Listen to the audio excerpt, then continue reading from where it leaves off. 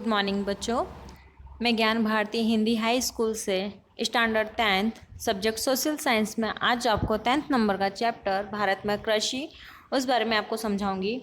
जैसे कि हम सभी जानते हैं कि प्राचीन काल से जो भारत में अधिकतर आर्थिक प्रगति होती आई है वो कृषि के आधार पर ही होती आई है। और आज भी भारत की जो अर्थव्यवस्था है उस अर्थव्यवस्था का मुख्य आधार है वो भी कृषि पर ही रहा है। इसलिए जो खेती है वो एक महत्वपूर्ण संसाधन मानी जाती है। संसाधन अर्थात क्या होता है कि मनुष्य जिन साधनों का उपयोग करता हो वो संसाधन कहलाता है। जैसे कि प्राकृतिक बहुत सारी वस्तुएं हैं, ठीक है, संसाधन के रूप में। लेकिन संसाधन क्या है, जैसे कि हम कहते हैं कि जो जमीन से कोयला है, खनिज तेल जो प्राप्त होते हैं वो सारे प्राकृतिक संसाधन है। पर प्राकृतिक संसाधन है तो संसाधन उसे इसलिए कहा गया है क्योंकि मनुष्य उसे अपनी आवश्यक वस्तुओं में उसे उपयोग में ले रहा है। तो इस तरह से जो खेती है वो भी एक महत्वपूर्ण संसाधन मानी जाती है। श्रम शक्ति के लगभग 60% जो लोग हैं वो कृषि कार्य से जुड़े हुए हैं। इसमें भारत के लोगों को मात्र भोजन की आपूर्ति के उपरांत लोगों के लिए विभिन्न प्रकार का कच्चा माल भी खेती से प्राप्त होता है। तो अर्थात में जान सकते हैं कि हमें यानी भारत के जो लोग हैं उन्हें जो भोजन की प्राप्ति जो होती है वो तो जो खेती से प्राप्त होती है, उसके अलावा उद्योग के लिए जो हमें कच्चा माल प्राप्त होता है जैसे कि कपास है, गन्ने हैं, ये सारी चीज़ें जो कच्चे माल होते हैं वो भी हमें खेती से प्राप्त होते हैं। तो इस प्रकार राष्ट्रीय उत्पादन में कृषि का लगभग 22% जितना भाग है, जिसमें निर्यात में कृषि फसल एवं कृषि उत्पादन का जो लगभग 18% हिस्सा माना जाता है, जिसमें देश को प्रति वर्ष यानी कि हर वर्ष उसे विदेशी मुद्रा प्राप्त होती है। और भारतीय अर्थव्यवस्था मुख्य रूप से कृषि पर आधारित है। इस तरह भारत एक कृषि प्रधान देश माना जाता है। उपजाऊ मैदान, 12 महीने फसल ली जा सके ऐसी अनुकूलन जलवायु, सिंचाई कुशल एवं मेहनती किसान आदि के कारण भारत के अधिकांश क्षेत्रों में 2 या उससे अधिक फसलों का उत्पादन किया जाता है। तो ये भी हम सब जानते हैं कि अगर उपजाऊ मैदान यानी कि जो ज़मीन है वो उपजाऊ ज़मीन होगी तो उसमें 12 माह से फसल की जा सकती हैं। पर 12 माह से फसल करने के लिए उसमें अनुकूलन जलवायु होनी चाहिए, सिंचाई अच्छी होनी चाहिए और किसान जो है वो मेहनती होना चाहिए। तो इन मेहनती किसानों की वजह से उपजाऊ मैदानों में कई प्रकार की फसलें ली जा सकती हैं, जिसे हम कह सकते हैं कि इसके बावजूद भारत में जो कृषि के क्षेत्र का जो पूरा विकास नहीं देखने को मिल रहा है। तो मतलब कहा जाता है कि उपजाऊ मैदान होने के बावजूद भी, किसान मेहनती होने के बाद भी क्षेत्रों में मतलब कृषि का पूरा विकास नहीं देखने को मिल रहा है। तो किस कारण से? तो उसका रीज़न ये है कि भारतीय जो किसान है वो अभी भी काफ़ी भारतीय किसान ऐसे हैं जो गरीब और निरक्षर अर्थात पढ़े लिखे नहीं हैं। तो सिंचाई की कम सुविधा होना, अनियमित और अनिश्चित वर्षा होना, अधिक जनसंख्या होना, फिर बड़े परिवार होना, उसके अलावा जो छोटे आकार में खेत होना। तो छोटे आकार में खेत यानी कम जगह, खेत के लिए जगह कम देना, तो जिसमें वो क्या है सिर्फ अपने जीवन निर्वाह जैसी खेतियाँ कर पाते हैं। फिर इसके अलावा शिक्षित वर्ग कृषि में वो नहीं जुड़ पाते हैं, समाज में कृषि का नीचा माना जाने वाला स्थान आदि। तो इस प्रकार से काफ़ी जो समस्याएं उत्पन्न होती हैं, इसकी वजह से वैश्विक उत्पादन के समक्ष भारत में उत्पादन तुलनात्मक कम देखने को मिलता है। हकीकत में कृषि एक महत्वपूर्ण व्यवसाय है। अब हम देखेंगे कृषि के प्रकार। तो कृषि के प्रकार, भारत में कृषि के जो प्रकार हैं उसमें हम जानेंगे कि जैसे कि भारत का समग्र अर्थतंत्र कृषि के साथ जुड़ा हुआ है। जैसे सिंचाई पद्धति है, कृषि उत्पादन है, फिर आर्थिक प्रतिफल है। इन सब बातों के आधार पर कृषि के प्रकार किए गए हैं, इन्हें भागों में बांटा गया है। जिसमें प्रथम हम देखेंगे जीवन निर्वाह कृषि। तो जीवन निर्वाह कृषि अर्थात क्या होता है कि ऐसी कृषि जिसमें जो किसान है वो अपने परिवार का भरण पोषण कर सके, उतना ही मतलब उसे फसल उत्पादन कर सकता है, तो उसे हम जीवन निर्वाह कृषि कहेंगे। तो जिसके बारे में हम जानेंगे कि स्वतंत्रता के पश्चात योजना आयोग की अनेकों कृषि विकास और योजना के अमल के बावजूद भारत में किसानों की जो आर्थिक स्थिति है वो बहुत ही दयनीय यानी बहुत ही खराब स्थिति बताई गई है। जिसमें किसानों को छोटे आकार के खेतों में महंगे बीज, खाद और जंतुनाशक उपयोग करना पड़ता था। तो ये कह सकते हैं कि इन्हें जो खेत मिलते थे यानी कि जो ज़मीन दी जाती थी कृषि करने के लिए वो छोटे आकारों में अर्थात कम दी जाती थी। और कम ज़मीन में जो खेती करने के लिए ये लोग महंगे बीज का उत्पादन करते थे, जंतुनाशक दवाइयों का उपयोग करते थे, तो जिसकी वजह से ये इन्हें खेती करना बहुत ही महंगा पड़ता था। और इस खेती में उन्हें जो अनाज प्राप्त होता था वो उतना ही अनाज प्राप्त होता था जिसमें मात्र इनके परिवार का भरण पोषण हो सके। तो इसलिए हम इस कृषि को जीवन निर्वाह कृषि कहते हैं। जीवन निर्वाह कृषि को आत्मनिर्भर कृषि भी कह सकते हैं। और भारत कृषि आज भी अधिकांश क्षेत्रों में जीवन निर्वाह प्रवृत्ति ही मानी जाती है। सेकंड पॉइंट रहेगा हमारा सूखी कृषि। तो वर्षा कम हो तो सिंचाई की अपूर्ण सुविधा एवं मात्र वर्षा पर आधारित क्षेत्रों में मात्र जमीन में संग्रहित जमीन के आधार पर एक ही फसल ली जाती है, इसे हम सूखी कृषि कहते हैं। अर्थात ये कह सकते हैं कि वर्षा कम होती हो, सिंचाई की अपूर्ण यानी कि सिंचाई की सुविधा अच्छी तरह से नहीं होती है, मात्र वर्षा के आधार पर ही वर्षा के आधार पर जो जमीन नमी संग्रहित, अर्थात ये कह सकते हैं जो जमीन में नमी होती है यानी गीलापन होना, तो इस प्रकार की जो जमीन होती है उसमें एक ही प्रकार की फसल ली जा सकती है, इसलिए उसे हम सूखी खेती कहते हैं। सूखी खेती में ज्वार है, बाजरी है, दलहन है, ये सारी जो फसलें हैं वो कम पानी में की जा सकती हैं, इसलिए इस प्रकार की फसलें इस कृषि में की जाती है। गुजरात के भाल प्रदेश में वर्षा कम होने के बाद यानी या फिर ये कह सकते हैं वर्षा पूरी होने के बाद जो जमीन नमी युक्त हो जाती है उस जमीन में गेहूं एवं चने की फसल की जाती है। अगला पॉइंट रहेगा हमारा आर्द्र कृषि। तो इस प्रकार की कृषि में क्या होता है कि जहाँ पे वर्षा का परिमाण अधिक हो यानी अधिक वर्षा हो, जहाँ अधिक वर्षा होगी तो वहाँ की जो सिंचाई की सुविधा है वो भी अधिक होगी। तो अधिक वर्षा होने के बाद और अच्छी सिंचाई होने के बाद ऐसे क्षेत्रों में जो नमी वाली कृषि की जाती है, अर्थात ये कह सकते हैं कि अधिक वर्षा होने के बाद फिर बाद में वहाँ वर्षा ना हो या फिर कम भी सिंचाई हो तो भी वहाँ पे वर्ष में एक से अधिक बार फसल ली जा सकती है, क्योंकि उसमें जो ज़मीन में नमी कैसी होगी, अधिक हो जाएगी अधिक वर्षा होने की वजह से। तो ऐसी नमी वाली कृषि मतलब खेती में अधिक हम एक से अधिक फसलें ले सकते हैं, जैसे कि धान है, गन्ना है, कपास है, गेहूँ है, फिर अन्य प्रकार की साग सब्जियाँ हैं। तो इस प्रकार की जो फसलें हैं वो आर्द्र कृषि में किया जाता है। फिर अगला पॉइंट है हमारा स्थानांतरित अथवा झूम। तो इस प्रकार की जो कृषि होती है इसमें किसान क्या करते हैं, तो पहले तो वृक्षों को काट देंगे, वृक्षों को काट कर उन्हें जलाकर ज़मीन को साफ़ करते हैं। तो ज़मीन को साफ़ करने के बाद फिर उसमें ये लोग खेती करते हैं और फिर इस प्रकार की जो ज़मीन में खेती होती है वो 2 से 3 वर्ष तक उगाती है, क्योंकि वृक्षों को काट कर उन्हें जलाकर 2 से 3 वर्ष उसमें खेती करने के बाद जो ज़मीन की उत्पादकता है वो घट जाती है। तो उत्पादकता घटने के बाद उसमें अच्छी फसल ना होने के रीज़न से ये लोग इसी प्रकार इस ज़मीन को छोड़कर किसी दूसरी जगह पर जाकर वापस इसी प्रकार की कृषि करते हैं, इसलिए हम इसे स्थानांतरित अथवा झूम कृषि कहते हैं। इस कृषि में फसलें साग सब्जी उत्पादन की जाती है और इस प्रकार की जो कृषि है उसका उत्पादन बहुत ही कम देखने को मिलता है। फिर है बागायती। तो बागायती जो कृषि होती है, इस प्रकार की खेती की जो देखभाल की जाती है वो एक बगीचे के समान होती है। तो बगीचे के समान इस कृषि करने वाले खेती को मतलब हम बागवानी खेती कहेंगे।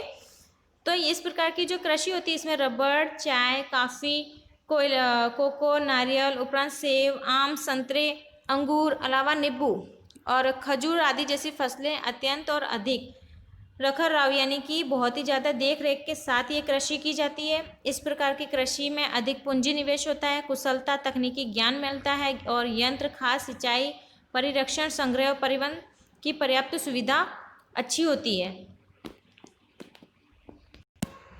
फिर अगला पॉइंट है हमारा सघन कृषि। जहाँ सिंचाई की सुविधा बड़ी है वहाँ रासायनिक खाद, जंतुनाशक एवं विविध प्रक्रिया यंत्र के व्यापक उपयोग से कृषि में यांत्रिकरण आया है। तो इस प्रकार की जो कृषि है उसे हम सघन कृषि कहेंगे, जिसमें नकदी फसलों का अधिक उत्पादन किया जाता है। यहाँ पर हेक्टेयर उत्पादन की खूब ज़्यादा वृद्धि देखने को मिलती है और इस प्रकार की जो कृषि है वो कृषि के अंतर्गत उत्पादन विस्तार लगातार बढ़ता रहा है और इस प्रकार की कृषि जो है वो आर्थिक प्रतिफल को महत्व देती है। इस प्रकार की जो कृषि उसे हम व्यापारिक कृषि भी कहते हैं। अब हम देखेंगे कृषि की पद्धतियाँ। तो कृषि की पद्धति में सजीव कृषि, टिकाऊ कृषि और मिश्र कृषि जो पद्धतियाँ प्रचलित बताई गई हैं, जिसमें हम सबसे पहले जानेंगे सजीव कृषि। तो सजीव कृषि में आपको क्या बताया जाएगा कि इस प्रकार की जो खेती की जाती है ना, तो इस प्रकार की खेती में किसी भी प्रकार की जंतुनाशक दवाएं वगैरह का उपयोग नहीं करते हैं ये लोग। इस प्रकार की खेती में गोबर है, जैव खाद वगैरह हैं, फिर गौमूत्र है, छाछ है, नीम के घोल है, इस प्रकार की चीज़ों का ये लोग उपयोग करते हैं, जिसकी वजह से उत्पादन को एक पोषण युक्त तत्व मिलते हैं, इसलिए हम इसे सजीव कृषि कहते हैं। तो इस बारे में हम जानेंगे कि जिस तरह जंतुनाशक एवं रासायनिक खाद का उपयोग हो रहा है, इससे रासायनिक के हमें हानिकारक प्रभाव देखने को मिलते हैं। तो हानिकारक प्रभाव कैसे देखने को मिलेंगे? तो जो अनाज और साग सब्जी या फल हैं, उसमें फलों में हम रासायनिक और जंतुनाशक की उपस्थित कारण होने की वजह से लोगों के स्वास्थ्य पर जो है वो विपरीत असर पड़ता है। इसके अलावा जो जंतुनाशक दवाएं वगैरह हम डालते हैं, रासायनिक खाद हम डालते हैं, उसकी वजह से पर्यावरण को भी अधिक नुकसान मिलता है, क्योंकि ज़मीन की जो उत्पादकता है वो घटने लगती है, जिसके बाद उसमें अधिक बार फसल नहीं कर सकते और अच्छी फसल का उत्पादन नहीं हो पाता है, जिसके कारण लंबे समय के बाद ज़मीन की फसल का उत्पादन और गुणवत्ता क्या होती है, घट जाती है। तो सजीव कृषि अर्थात क्या होगा? तो यहाँ देखो आपको ये दिया हुआ है, सजीव कृषि अर्थात ऐसी कृषि पद्धति जिसमें यूरिया या अन्य प्रकार की रासायनिक खादों एवं जंतुनाशक दवाओं का उपयोग नहीं किया जाता है फसल के पोषक के लिए। तो फसल को पोषण मिले उसके लिए गोबर की खाद, जैविक खाद और कंपोस्ट खाद का उपयोग किया जाता है। और फसल का संरक्षण हो यानी कि उनकी सुरक्षा के लिए गौमूत्र, नीम का घोल और छाछ, इन सब चीज़ों का उपयोग किया जाता है। इससे क्या होता है कि कृषि का जो उत्पादन है उसके उत्पादन को एक पोषण युक्त मिलता है, जिसकी वजह से प्राकृतिक खाद बहुत ही मिठास और खुशबू वाली होती है। इसमें अधिकतर खनिज, विटामिन एवं जीवन शक्ति देने वाले तत्व होते हैं। और जैविक कृषि उत्पादन की वर्तमान में बहुत मांग बताई है, इसलिए किसान को यहाँ से एक अच्छा मतलब प्रतिफल भी मिलता है, इसलिए हम इसे सजीव कृषि कहते हैं। अब हम जानेंगे टिकाऊ कृषि। तो टिकाऊ कृषि अर्थात ऐसी कृषि जिसमें ज़मीन का जो उपजाऊपन है वो लंबे समय तक रहता है। तो लंबे समय तक रहने का रीज़न ये है कि उसमें फसल फेदर बदल पोषण के लिए जो रासायनिक खाद की आवश्यकता जितना ही उपयोग और कीटक एवं खरपतवार नियंत्रण के लिए जंतुनाशक के बदले ये लोग क्या करते हैं, जैविक नियंत्रण और जल संरक्षण आदि बातों का विशेष ध्यान रखते हैं, जिसकी वजह से ज़मीन की उत्पादकता बढ़ी रहती है, इसलिए इसे उपजाऊपन जो है वो लंबे समय तक बना रहता है इसमें ज़मीनों में, इसलिए हम इसे टिकाऊ कृषि कह सकते हैं। फिर लास्ट दिया है मिश्र कृषि। तो मिश्र कृषि अर्थात क्या होगा कि इस प्रकार की जो कृषि में खेती के साथ साथ पशुपालन अर्थात पशुओं का पालन करना, पशुओं को पालना, फिर मुर्गा बतख का पालन करना, मधुमक्खी एवं मत्स्य पालन प्रवृत्तियाँ की जाती हैं, इसलिए मिश्र कृषि कहते हैं। जैसे कि पशुपालन यानी कि गाय बकरी वगैरह पाल कर इनका दूध बेचना, उसके दूध से मक्खन वगैरह बना के बेचना, फिर मुर्गा और बतख है इन सब के अंडे बेचना, मधुमक्खी के द्वारा मध तैयार करना, और मत्स्य यानी घर के ये लोग ज़्यादातर अधिकतर दक्षिण तरफ देखा जाए तो घर के पीछे ये लोग तालाब बनाकर उस छोटे तालाब में ये लोग मछलियाँ पालते हैं, जिससे वो लोग मत्स्य का उद्योग कर सकें। तो इस प्रकार की जो कृषि होती है उसे हम मिश्र कृषि कहते हैं। इसके बाद हम जानेंगे भारत में कृषि उत्पादन के क्षेत्र। तो भारत में जो ऋतु के संदर्भ में देखा जाए तो ऋतु के संदर्भ में खेती को 3 भागों में बांटा गया है, जिसमें खरीफ, रबी और जायद फसलें होती हैं, जिसमें खरीफ अर्थात वर्षा, रबी अर्थात ठंडी और जायद अर्थात गर्मी। तो इस प्रकार की फसलें की जाती हैं, जिसमें हम खरीफ फसल जानेंगे। तो जैसे हमने बताया कि खरीफ अर्थात तो वर्षा वाली फसल, तो वर्षा ऋतु में जो फसलें ली जाती हैं उसे हम खरीफ फसल कहेंगे। इस फसल का जो समय है वो जून, जुलाई और अक्टूबर और नवंबर, ये 4 महीने होते हैं, जिसमें धान, मक्का, ज्वार, बाजरी, कपास, तिल, मूंगफली, मूंग और मसूर इस प्रकार की खरीफ फसलें की जाती हैं। सेकेंड है हमारा रबी अर्थात ठंडी फसल। तो इस प्रकार की जो फसलें हैं वो ठंडी के ऋतु में होती है, और ठंडी के ऋतु अर्थात अक्टूबर और नवंबर, और इसके अलावा मार्च और अप्रैल, ये 4 महीने में भी इसमें इस प्रकार की फसलें ली जाती हैं, जिसमें गेहूं, चना, सरसों, अरंडी और अलसी इस प्रकार की यहाँ फसलें ली जाती हैं। फिर है जायद अर्थात गर्मी। तो गर्मी में ली जाने वाली फसल जो है उसे जायद फसल कहेंगे। इस फसल का जो समय है वो मार्च से जून तक होता है, अर्थात ये कह सकते हैं अधिक गर्मी वाला समय। फिर इसमें जो फसलें ली जाती हैं वो हैं धान, मक्का, मूंगफली, तिल, बाजरी, तरबूज, ककड़ी, खरबूजा। तो इस प्रकार की जो फसलें हैं ये गर्मी के सीजन में ली जाने वाली फसलें हैं। अब हम जानेंगे मुख्य कृषि की फसलें। तो वो भौगोलिक परिस्थिति, जलवायु और जमीन, इन सब की विविध, इसके अलावा वर्षा का प्रमाण। तो इन सब के आधार पर कृषि के अलग अलग कारण बताए गए हैं, अर्थात ये कह सकते हैं भारत में अलग अलग भागों में फसलों की बुवाई के विविध प्रकार बताए गए हैं, जो हम जानेंगे। तो ये है भारत के मुख्य कृषि उत्पादन, जहाँ आपको कोष्टक दिया हुआ है, जिसमें आपको फर्स्ट दिया है धान्य फसल, दलहन, तिलहन, पेय, नकदी फसल, औषधि और मसाला वाली फसल और फल और साग सब्जियाँ। तो इस प्रकार की जो फसलें हैं ये भारत में मुख्य रूप से ली जाती हैं, जिसमें हम सबसे पहले जानेंगे धान्य।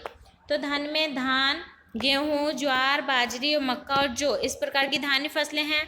दलहन में आएगा अरहर की दाल, मूंग है, चने की दाल है, मटर की दाल है, वाल है, मोठ, फिर उड़द और मसूर। तिलहन के अंदर मूंगफली, तिल, सोयाबीन, अरंडी, सरसों, सूर्यमुखी, नारियल और अलसी, ये सारे जो हैं तिलहन है, इनसे तेल निकाला जा सकता है। पेय में चाय, कॉफ़ी और कोको लिए जाते हैं।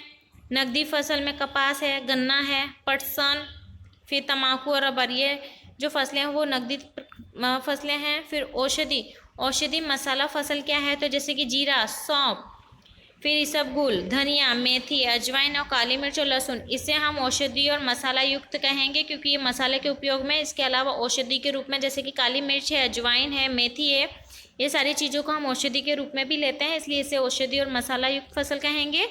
फिर फल में आम, केला, चीकू, पपीता, अंगूर, बेर, सेब और अमरूद, ये जो फसलें, ये जो फल हैं, ये भारत की मुख्य उत्पादन भारत में होता है। साग सब्जी में आलू, बैगन, प्याज, टमाटर, लौकी और तुरैया, भिंडी और पत्ता गोभी। तो इस प्रकार की जो साग सब्जियां हैं, तो हमने ये जो फलों और फल, साग सब्जी, नकदी फसल और तिलहन, दलहन, धान जो देखे हैं, ये सारी जो फसलें हैं, इन फसलों का भारत में मुख्य उत्पादन होता है, जिसमें हम एक एक के बारे में जानेंगे। तो जैसे देखा जाएगा, सबसे पहले धान्य फसल।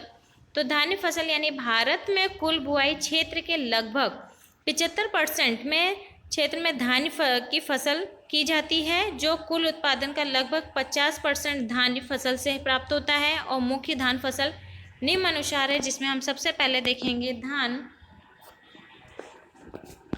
अर्थात होता है राइस यानी चावल। तो धान हमारी जो है वो महत्वपूर्ण धान्य फसल मानी गई है।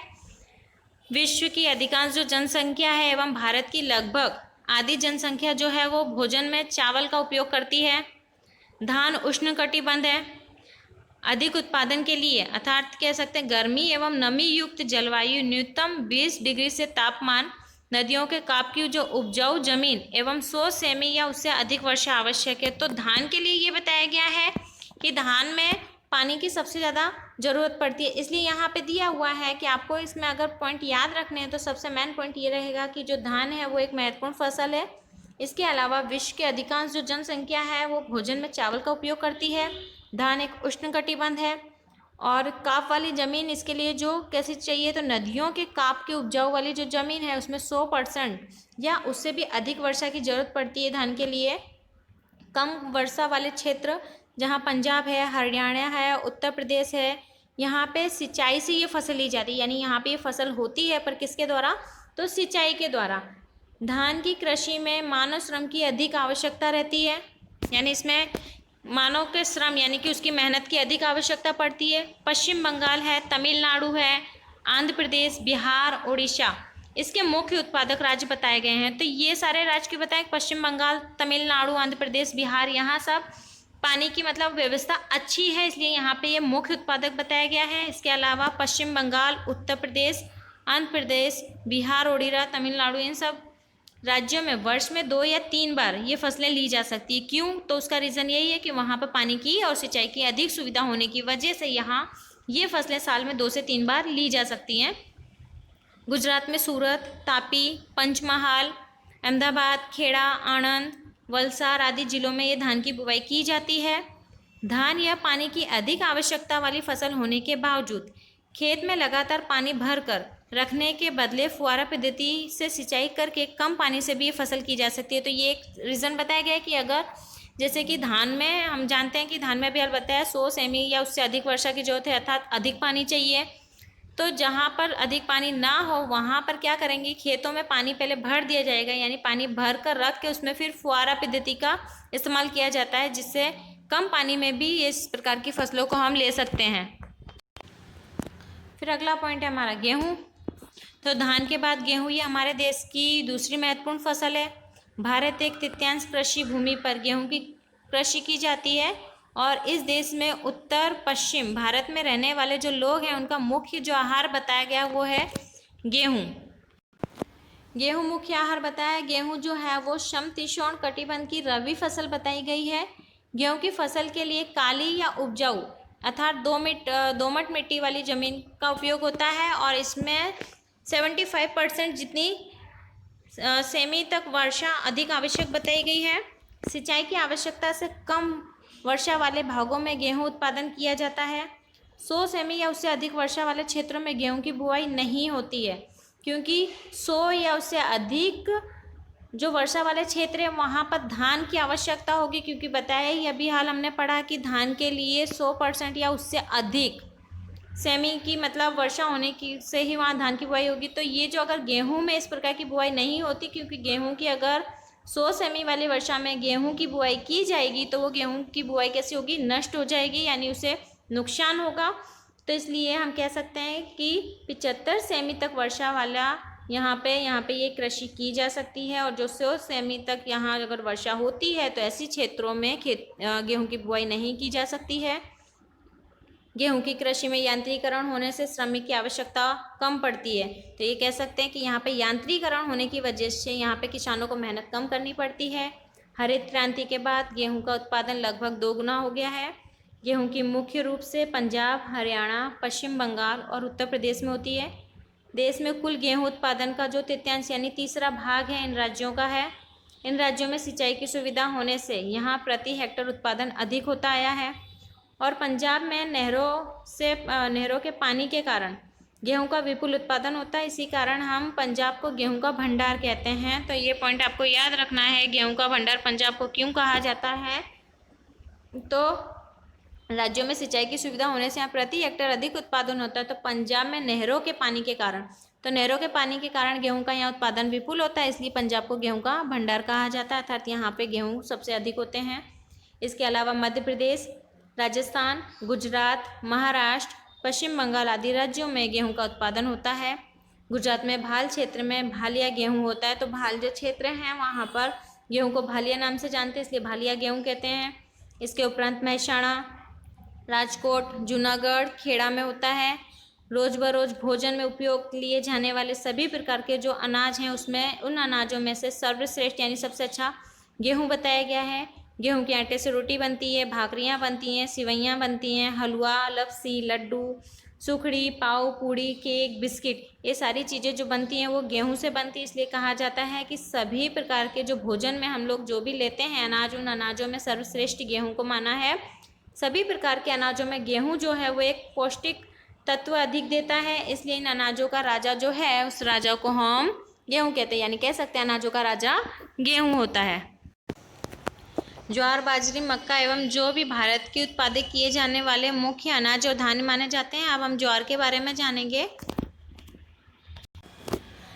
ज्वार जो है वो गेहूं एवं धान के बाद ज्वार भारत की सबसे अधिक उत्पादन होने वाली धान है, जो दक्षिण के पठारी प्रदेश में शुष्क एवं कम वाले विस्तार में इस फसल के बड़े पैमाने पर बुवाई की जाती है। यानी कह सकते हैं कि जो ज्वार है वो कम वर्षा वाले विस्तारों में ली जाने वाली फसल है। ज्वार खरीफ एवं रबी फसल है। इसे 25 डिग्री से 30 डिग्री तापमान और 50 सेमी वर्षा, काली एवं दोमट मिट्टी की जमीन अनुकूलन मानी जाती है। यानी इस प्रकार की यहाँ पे फसलें लेने के लिए 25 से 30 तापमान होना चाहिए और 50 सेमी इसमें वर्षा होनी चाहिए। इसके अलावा जो मिट्टी है वो काली मिट्टी या दोमट मिट्टी, इस प्रकार की मिट्टी में ये जमीन जो है, इस प्रकार की ज़मीन में ये फसल जो है वो अनुकूलन मानी जाती है, यानी अच्छी फसल की जा सकती है। इसके अलावा महाराष्ट्र, कर्नाटक, आंध्र प्रदेश, तमिलनाडु, गुजरात राज्यों में इसका अधिक उत्पादन किया जाता है, जहां गुजरात में सबसे अधिक बुवाई जो है वो सूरत और तापी जिले में होती है। ज्वार हरे पशु और चारे के लिए विशेष रूप से उपयोगी माना जाता है। अब हम जानेंगे बाजरी। तो बाजरी श्रमिक श्रमिकों का अनाज माना जाता है। इसमें भी 25 से 30 डिग्री तापमान होना चाहिए और 40 से 50 सेमी वर्षा होनी चाहिए। इस प्रकार की जो फसलें ली जाती हैं वो रेतीली ज़मीन जो है वो इस फसल के लिए योग्य मानी जाती है। जो राजस्थान, गुजरात, उत्तर प्रदेश, महाराष्ट्र आदि जो राज्य हैं इसमें ये फसलों का मुख्य उत्पादन होता है। जहाँ पर आप देखेंगे कि जो गुजरात में बाजरे की जो बुवाई है वो सबसे प्रथम जगह बताई गई बनासकाठा जिला। तो बनासकाठा जिला में अग्रसर यानी सबसे प्रथम माना गया है कि यानी बाजरे की सबसे ज़्यादा उत्पादन होता है बनासकाठा में। फिर हम देखेंगे मक्का। तो मक्का जो है वो धान्य खरीफ फसल है। धान्य एवं गेहूं के बाद विश्व में मक्का की सबसे अधिक बुवाई की जाती है। मक्के की जो फसल है वो पर्वतीय क्षेत्र में अधिक होती है। वहाँ ये लोग मुख्य भोजन लेते हैं, यानी पर्वतीय क्षेत्र में जो लोग रहते हैं उनका मुख्य जो भोजन है वो मक्का है। मक्के में मुख्य रूप से स्टार्च, तेल, प्रोटीन, बायोफ्लू जैसे घटक हैं और इनके होने से इसका औद्योगिक उत्पादन में उपयोग होता है। मक्के की जो फसल है वो ढलान वाली यानी पर्वतीय स्थल बताया गया है कि इस प्रकार की जो फसल है वो पर्वतीय स्थल पे होती है। तो आप समझ जाइए कि इस प्रकार की जो फसल है वो कहाँ होगी, तो ढलान वाली और काली, कड़ी, पथरीली। इसके अलावा पानी के नितार वाली ज़मीन माफिक होती है। तो नितार वाली ज़मीन क्यों कहेंगे, क्योंकि पहाड़ी इलाका है। तो पहाड़ी इलाके में अगर ढलान वाली जगह होगी तो वहाँ पर ये फसल की जाएगी। तो पानी क्या होगा, वहाँ सीधा पानी, अगर ऊपर जैसे पानी है तो पानी नीचे आ जाएगा, इसलिए उसे नितार वाली ज़मीन कहेंगे। तो इस प्रकार की जो ज़मीन यहाँ माफिक होती है। 50 से 100 सेमी वर्षा और 21 से 27 डिग्री इसमें जो तापमान बताया गया है। इसके अलावा पशु आहार, लावा यानी धानी एवं मक्के के तेल से इसका उपयोग बढ़ता रहा है, जिसमें राजस्थान, उत्तर प्रदेश, बिहार, मध्य प्रदेश, पंजाब, जम्मू कश्मीर, हिमाचल प्रदेश, कर्नाटक एवं आंध्र प्रदेश जो है वो इसके मुख्य राज्य हैं जहाँ पर मक्का का उत्पादन होता है। जिसमें गुजरात के पंचमहाल, दाहोद, साबरकांठा एवं अरावली में मक्का की बुवाई सबसे अधिक की जाती है। नेक्स्ट पॉइंट रहेगा हमारा दलहन। तो शाकाहारी लोगों के लिए दलहन प्रोटीन का मुख्य स्रोत बताया गया। शाकाहारी यानी जो लोग मांस, मच्छी वगैरह नहीं खाते हों, सिर्फ शाकाहारी यानी शुद्ध सब्जी वगैरह ही लेते हैं, उन्हें हम शाकाहारी कहेंगे। तो ऐसे शाकाहारी लोगों के लिए जो दलहन है यानी दाल है वो प्रोटीन का मुख्य स्रोत है। जिसमें अरहर यानी जिसे हम तुअर की दाल कहेंगे, तो अरहर, मूंग, चना, मटर, उड़द और मोठ और दलहन माने जाते हैं। अरहर और तुअर और मूंग ये मोठ खरीफ फसल मानी जाती है, जिसमें चना, मटर एवं मसूर रबी फसलें हैं। अधिक वर्षा वाले क्षेत्र के अलावा लगभग सभी राज्यों में दलहन की बुवाई की जाती है। तो यानी ये कह सकते हैं कि दलहन की जो बुवाई करने के लिए अधिक वर्षा की ज़रूरत नहीं होती, इसलिए जहाँ पर अधिक वर्षा होती है उन क्षेत्रों को छोड़कर बाकी सभी क्षेत्रों में दलहन की बुवाई की जा सकती है, अर्थात होती भी है। मध्य प्रदेश, राजस्थान, उत्तर प्रदेश, महाराष्ट्र, ओडिशा, बिहार और आंध्र प्रदेश यहाँ पे मुख्य उत्पादक किए जाते हैं दलहन के। गुजरात में अरहर, वडोदरा जिले में मूंग और कच्छ और एवं उड़द की पाटन जिले में सर्वाधिक बुवाई की जाती है। यानी इन जगह पर ये चीज़ों की बुवाई बताई गई है, जिसमें दलहन की फसलों के द्वारा नाइट्रोजन की ज़मीन में पुनः स्थापन हुआ है। इससे धान फसल के साथ उनके बाद ज़मीन का उपजाऊपन बनाए रखने के लिए फसल अंतर्गत में बुवाई भी की जाती है। अब यहाँ कुछ जानने योग्य बातें बताई गई हैं, जिसमें गुजरात में बोई जाने वाली तृण धान यानी कि हरे धान्य में देखा जाए तो फसलों में रागी जो है वो मुख्य स्थान बताया गया है। तो रागी एक प्रकार की फसल बताई गई है। जो रागी पर्वतीय प्रदेश में रहने वाले जो आदिवासी लोग होते हैं उनके लिए ये जो रागी फसल है ये मुख्य भोजन मानी जाती है। गुजरात एवं समग्र देश में बोई जाने वाली विविध तृण धान्य फसलों में रागी प्रति हेक्टेयर उत्पादन जो क्षमता है इसकी वो सबसे अधिक मानी गई है। रागी को अंग्रेजी में फिंगर मिलेट या अफ्रीकन मिलेट कहते हैं और गुजरात में इसे बावटा के नाम से जाना जाता है। रागी पोषण तत्वों से भरपूर तृण धान मानी गई है और इसके दोनों में प्रोटीन और खनिज तत्व एवं विटामिन का जो विशेष प्रमाण पाया जाता है।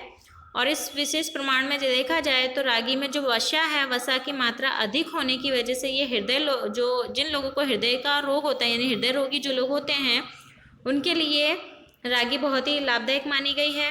रागी में कैल्शियम एवं आयरन का प्रमाण अन्य फसलों से विशेष होने से इनका उपयोग कुपोषण अर्थात जो ऐसे बच्चे होते हैं जो कुपोषण के शिकार होते हैं अर्थात जिन्हें भोजन की प्राप्ति यानी उन्हें भोजन अच्छे रूप से ना मिलता हो या भोजन कमी होने से कुपोषण होता है, तो कुपोषण को दूर करने के लिए यहाँ बेबी फूड बनाने में इसका इस्तेमाल किया जाता है।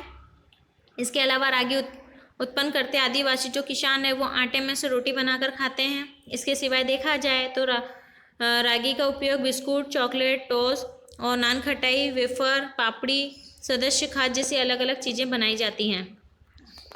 अगला पॉइंट है हमारा तिलहन। तो तिलहन मतलब तेल, जो मूंगफली, तिल, सोयाबीन, एरंडी, सरसों, सूरजमुखी, अलसी आदि जो तिलहन है ये माने जाएंगे। भारतीय भोजन में तेल महत्वपूर्ण स्थान है। तो तेल महत्वपूर्ण स्थान हो गए क्योंकि हम कोई भी चीज़ बनाते हैं उसमें तेल का इस्तेमाल करते ही हैं। भाकरी, पूड़ी, समोसे, आप कुछ भी खाने की चीज़ बनाएंगे तो उसमें आपको तेल का उपयोग करना होगा, इसलिए तेल एक महत्वपूर्ण स्थान माना गया है। तिलहन में खाद्य तेल के उपरांत दालों में से तेल निकाले लेने के बाद बचने वाली जो खली होती है वो पशुओं के भोज्य आहार और सेंद्रीय खाद्य के रूप में उपयोग ली जाती है। यानी ये कह सकते हैं कि इन सब चीज़ों में से जब तेल निकाला जाता है तो तेल निकालने के लिए इसका क्या, जो तेल निकालने के बाद इसमें जो बचता है यानी जैसे खाद्य तेल उपरांत यानी तेल जब निकालते हैं तो तेल निकालने के बाद इसका जो हम कचरा बोल सकते हैं या फिर ये कह सकते हैं कि जो इसमें बची हुई वो होती है तो उसे हम भोजन में यानी कि पशुओं के भोजन में लगा देते हैं अथवा हम उसे सेंद्रीय खाद के लिए भी उपयोग में ले सकते हैं। अब हम जानेंगे मूंगफली के बारे में। तो मूंगफली जो तिलहन फसलों में महत्वपूर्ण स्थान रखती है। मूंगफली की जो फसल है वो काली, कसदार और दोमट मिट्टी, इसके अलावा रेती मिश्रित जो मिट्टियां हैं उसमें पानी भरी ना रहे ऐसी ज़मीन इसके लिए अनुकूलन मानी गई है, जिसमें 20 से 25 डिग्री का तापमान होना चाहिए और 50 से 70 सेमी वर्षा अनुकूलन मानी गई है मूंगफली की खेती करने के लिए। मूंगफली जो है वो खरीफ एवं सिंचाई की सुविधा वाले क्षेत्रों में गर्मी की फसल के रूप में बोई जाती है। तो खरीफ फसल कहा गया। इसके अलावा कहा गया है कि सिंचाई की सुविधा क्षेत्रों में जहाँ सिंचाई की सुविधा हो सकती है ऐसे क्षेत्रों में गर्मी की फसल में ये गर्मी के समय में ये फसल ली जाती है। गुजरात, आंध्र प्रदेश, तमिलनाडु, महाराष्ट्र इसके मुख्य उत्पादक बताए गए हैं जहाँ पर इसका उत्पादन अधिक होता है। इसके अलावा मूंगफली के उत्पादन में भारत का चीन के बाद दूसरा स्थान है। तो मतलब सबसे पहला जो बताया गया है वो भारत में होता है, भारत के अलावा चीन। तो चीन के बाद यानी हमारे भारत यानी सबसे ज़्यादा उत्पादन कहाँ बताया गया है तो चीन में, चीन के बाद भारत। तो जिस तरह से जनसंख्या की दृष्टि से आपको याद रखते हो कि जनसंख्या की दृष्टि से हमारा भारत देश दूसरे स्थान पर, इसी तरह से मूंगफली के बारे में आपको याद रखना है कि भारत जो है वो चीन के बाद दूसरे स्थान पर मूंगफली के उत्पादन में माना गया है। देश में मूंगफली उत्पादन में गुजरात राज्य प्रथम क्रम पर है, जो जूनागढ़, गिर सोमनाथ, अमरेली, राजकोट, भावनगर जिलों में मूंगफली की जो बुवाई है वो अधिक देखने को मिलती है। गुजरात के खाद्य तेल के रूप में देखा जाए तो मूंगफली के द्वारा यानी सींग तेल विशेष रूप से उपयोग में लिया जाता है। फिर हम जानेंगे तिल के बारे में। तो तिल जो है वो सदियों से भारत में तिल के तेल का उपयोग होता आया है। भारत में वर्षा पर यानी उत्तर भारत में यह वर्षा पर आधारित खरीफ फसल है, अर्थात ये कह सकते हैं कि वर्षा पर आधारित है यानी वर्षा होगी तो इसकी फसल ली जा सकती है। दक्षिण भारत में रबी फसल तो कभी कभी जायद फसल के रूप में भी बोई जाती है। लगभग सभी राज्यों में इसका उत्पादन होता है। तो यहाँ दक्षिण भारत इसलिए कहा गया है क्योंकि कहा ना कि ये वर्षा के आधारित है, तो दक्षिण भारत में अर्थात क्या है कि यानी उसके आसपास पानी देखने को मिलेगा, तो इसलिए ये जो फसल है वो दक्षिण भारत में रबी फसल या जायद फसल के रूप में से लिया जा सकता है और लगभग सभी राज्यों में इसका उत्पादन होता ही है। सभी तिलहनों में जो तिल है वो सबसे अधिक तेल वाला होता है, या तो ये कह सकते हैं कि जो तिलहन बहुत सारी जो चीज़ें बताई गई हैं उसमें सबसे ज़्यादा तेल जो निकलता है वो तिल में निकलता है, इसलिए इसे सबसे अधिक तेल वाला बताया गया है। दुनिया के लगभग सभी भागों में खाद्य तेल के रूप में इसका उपयोग किया जाता है, जिसमें तमिलनाडु, गुजरात, पश्चिम बंगाल, कर्नाटक, मध्य प्रदेश जो हैं ये इसके मुख्य उत्पादक बताए गए हैं। जिसमें देखा जाए तो गुजरात जो है तो गुजरात समग्र देश में तिल के उत्पादन में और बुवाई में प्रथम स्थान पर है, अर्थात ये कह सकते हैं कि सभी देशों में तिल का उत्पादन और बुवाई जो है वो प्रथम यानी सबसे आगे नंबर पर रखा गया तो गुजरात पर है।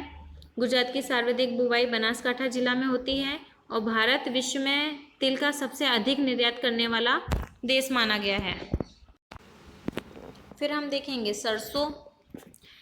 तो सरसों जो है वो रबी फसल है। यह उत्तर भारत की एक महत्वपूर्ण तिलहन फसल मानी गई है, अर्थात ये कह सकते हैं उत्तर भारत में इसका उत्पादन अधिक माना जाता है। इसलिए सरसों के जो दाने हैं वो तथा औषधि गुण के कारण खाद्य तेल के रूप में इसका उपयोग किया जाता है। और इसका उपयोग जो है वो राजस्थान, उत्तर प्रदेश, हरियाणा, पश्चिम बंगाल एवं मध्य प्रदेश, यहाँ इसके मुख्य उत्पादक राज्य बताए गए हैं। फिर अगला पॉइंट है हमारा नारियल। तो नारियल समुद्री किनारे की गर्म एवं नमी युक्त जलवायु तथा क्षार वाली जमीन में होने वाली ये बागानी फसल है। तो बागानी फसल अर्थात बताया था बगीचे की तरह इसकी देखभाल करनी पड़ती है। तो ये समुद्री किनारे पर जो गर्म एवं नमी युक्त, यानी गर्म भी हो, नमी युक्त वाली भी जमीन हो, जलवायु हो, इसके अलावा क्षार वाली जमीन जो होती है वहाँ पर इस प्रकार की फसल की जाती है। भारत में कर्नाटक है, केरल है, तमिलनाडु, अंडमान निकोबार, इन जगह पर नारियल के बागान आए हुए गए हैं। गुजरात में समुद्री किनारे के क्षेत्रों में नारियल की बुवाई की जाती है। कम ऊंचाई एवं अधिक उत्पादन देने वाली नारियल की जातियों का विकास किया जाता है। अर्थात ये कह सकते हैं कि इस प्रकार की उत्पादन यानी नारियल की इस प्रकार की जाति बताई गई है जहाँ पर कम ऊंचाई वाले हों और अधिक उत्पादन करता हो, इस प्रकार की नारियल की जाति होती है, उसका विकास किया जाता है। दक्षिण भारत में नारियल की गरी का तेल यानी कॉपरेल कहते हैं हम इसे, तो गरी का तेल खाद्य तेल का उपयोग में होता है। नारियल का जो पानी है वो स्वास्थ्यवर्धक पेय के रूप में किया जाता है, यानी ये कह सकते हैं इसका जो पानी है वो स्वास्थ्य के लिए यानी पीने के लिए उपयोगी माना गया है। इसके बाद हम देखेंगे एरंडी। तो एरंडी खरीफ एक रबी फसल है। एरंडी वैश्विक उत्पादन में भारत जो है उसका 64% यानी 64% हिस्से के साथ बड़ा उत्पादन देश माना गया है। इसके बाद क्रमश चीन एवं ब्राज़ील का क्रम आता है, यानी ये कह सकते हैं सबसे ज़्यादा वैश्विक यानी पूरे विश्व में उत्पादन इसका भारत में 64% बताया गया है। उसके बाद चीन और ब्राज़ील दूसरे, इसके बाद आता है भारत के बाद। और भारत के कुल उत्पादन का लगभग 80% जो भाग है वो उत्पादन गुजरात में होता है एरंडी का। इसके अलावा बताया गया है कि आंध्र प्रदेश एवं राजस्थान आदि इसके उत्पादक राज्य हैं, यानी यहाँ पर भी इसका उत्पादन किया जाता है। गुजरात में बनासकांठा है, पाटण है, साबरकांठा, राजकोट, जूनानगर और अमरेली, इन जिलों में भी वह फसल कम या ज़्यादा प्रमाण में ली जाती है। इसके उपरांत देखा जाए तो वर्तमान समय में कपासिया है, सूरजमुखी है, धान एवं मक्के के जो तेल हैं वो खाद्य तेल के उपयोग जो है वो बढ़ता जा रहा है। अब हम देखेंगे पेय अर्थात पीने वाली वस्तु जो बताई गई, जिसमें हम सबसे पहले जानेंगे चाय के बारे में। तो चाय जो है वो उष्ण एवं समशीतोष्ण है, जो कटिबंध पौधा माना गया, यानी समशीतोष्ण कटिबंध पौधा है। ये जो चाय है इसके जो पौधे होते हैं उन पौधों के पत्ते एवं कोमल कोपलों की प्रक्रिया कर उसके चाय की पत्ती या भुक्की पेय के रूप में उपयोग की जाती है। चीन के बाद जो भारत है, तो भारत चाय का सबसे अधिक उत्पादन करता है, यानी सबसे प्रथम जो है वो चीन माना जाएगा। श्रीलंका, चीन एवं भारत चाय का निर्यात करने वाला मुख्य देश है, यानी ये क्या करता है, चाय का निर्यात करता है, यानी चाय को बेचने वाला बताया गया है। चाय की जो फसल है, तो चाय की फसल के लिए पानी सरलता से बह जाए ऐसी ढलान वाली जगह पर चाय का फसल की जाती है, जहां लौह तत्व वाली ज़मीन होती है, जिसमें 20 से 30 डिग्री तापमान होता है। 200 सेमी तक यहाँ वर्षा को वर्ष पर्यंत पड़ने वाली फुहारों की आवश्यकता होती है। इसके अलावा देखा जाए तो भारत में चाय असम, पश्चिम बंगाल, उत्तराखंड, उत्तर प्रदेश, तमिलनाडु और कर्नाटक में चाय का अधिक उत्पादन किया जाता है। असम एवं पश्चिम बंगाल में देश की 75 यानी 75% जो चाय का उत्पादन करते हैं, तो वो है पश्चिम बंगाल एवं असम। चाय के पौधों की जो पत्तियां हैं वो कुशलतापूर्वक उन्हें चुना जाता है। फिर हम जानेंगे कॉफ़ी के बारे में। तो कॉफ़ी की फसल जो है वो पहाड़ी ढालों पर सूर्य की सीधी धूप ना पड़े इस प्रकार के वृक्षों की छाया में उगाया जाता है, यानी इसीलिए इन्हें हम क्या कहते हैं, बागानी, क्योंकि बगीचे की तरह इनकी देखभाल करना होता है, इसलिए हम इसे बागानी खेतियों में इसका नाम लिया गया है चाय कॉफ़ी का। तो जो कॉफ़ी है वो पहाड़ी ढलान पर तो लिया जाता है, लेकिन ऐसी जगह पर लिया जाता है जहाँ पे सूर्य की धूप सीधी इन पर ना पड़े। तो जहाँ बड़े वृक्ष होते हैं, बड़े वृक्षों की छाया में इन कॉफ़ियों को उगाया जाता है।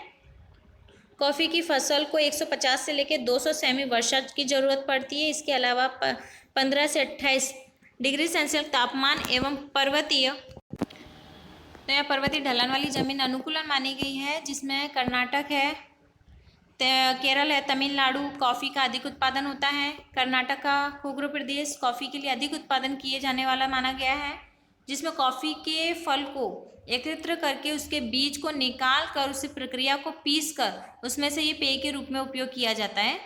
फिर हम जानेंगे कोको। तो कोको वृक्ष के फल के बीज को कोको तैयार किया जाता है इसको बीज से। कोको एक पेय पदार्थ है, यानी कि पीने वाला पदार्थ माना गया है। इसमें से चॉकलेट भी बनाई जाती है। इसे गर्म, नमी युक्त जलवायु और अधिक वर्षा की आवश्यकता होती है।